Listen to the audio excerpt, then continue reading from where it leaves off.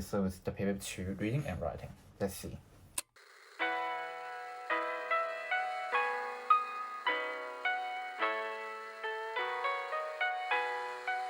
So we can choose to write in traditional or full Chinese or simplified ones. I personally am a traditional Chinese user. Maybe I'll read it once in Cantonese, but Mandarin I cannot do that personally. I'm afraid I might pronounce something wrong.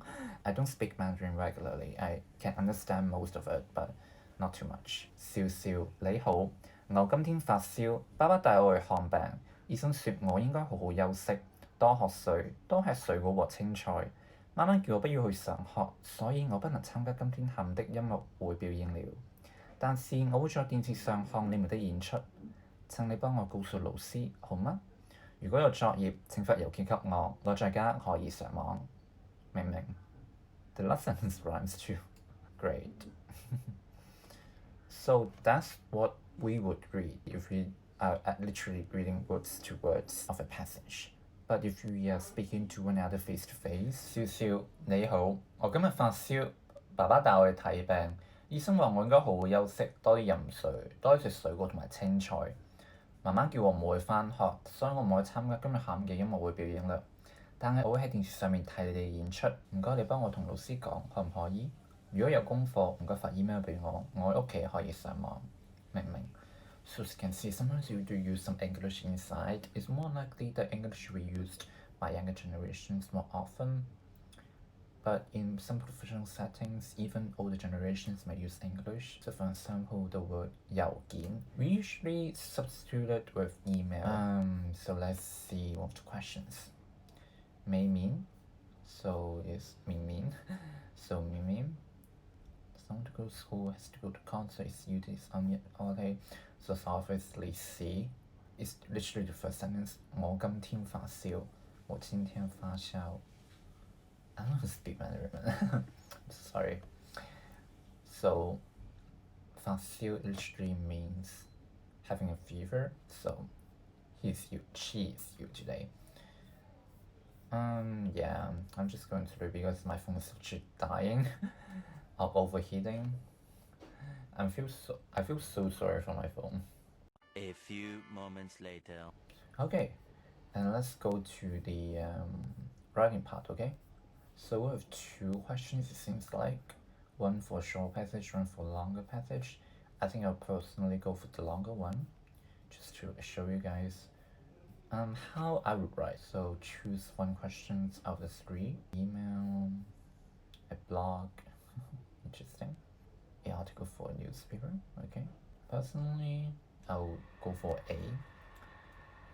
Yeah, I'll be back with an email for you guys and read out for you guys, and it's not gonna be too complex. It's a bit simple and straight to the point.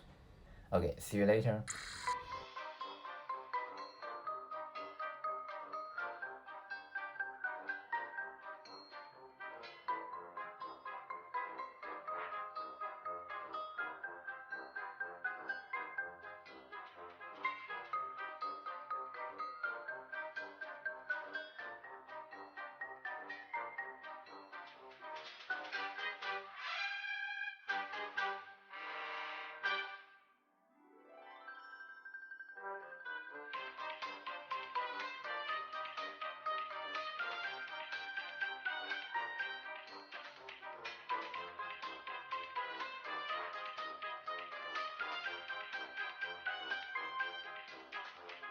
Okay, so guys, after some time I finally finished.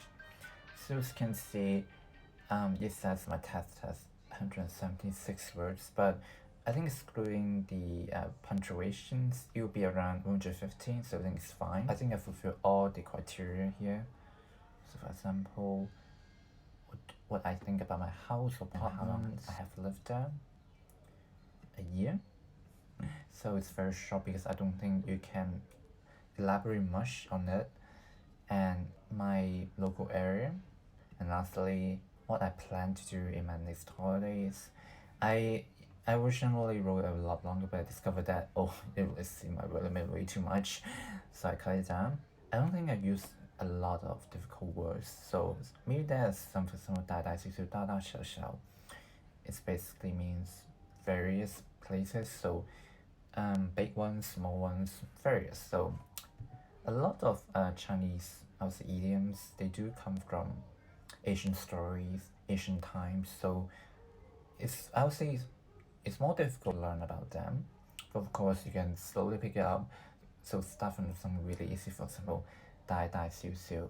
It's literally big big small small. So I think you can grasp the meaning very easily, and from there you can, as you advance your Chinese ability, your Chinese proficiency, you start learning more and more difficult. But those who are widely used by Chinese as well, it's very special for a secondary language learner to actually master idioms and actually facilitate them in daily conversations very often.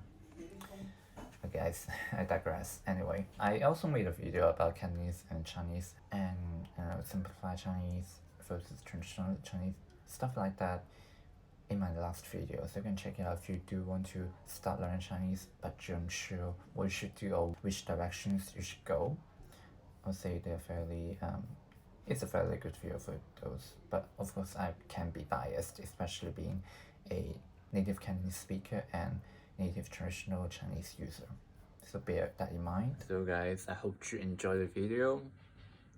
My phone literally died when recording this because it's so hot here and I didn't open the air conditioner. Just for you guys, okay? I didn't mean to brag or, humiliate you guys with a Chinese ability. Please bear that in mind as well. And see you next time. Goodbye!